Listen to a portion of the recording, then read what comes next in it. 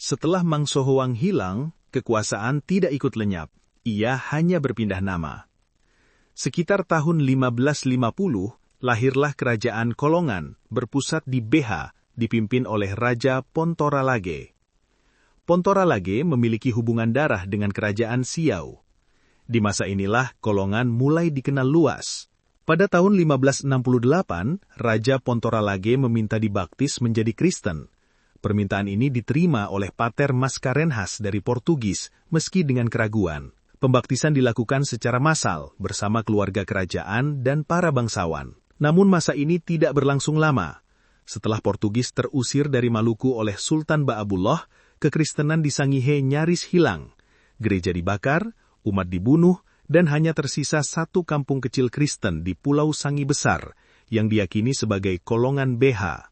Dari Kolongan, kita belajar bahwa sejarah bukan garis lurus. Ia naik, runtuh, lalu bangkit kembali dalam bentuk yang berbeda.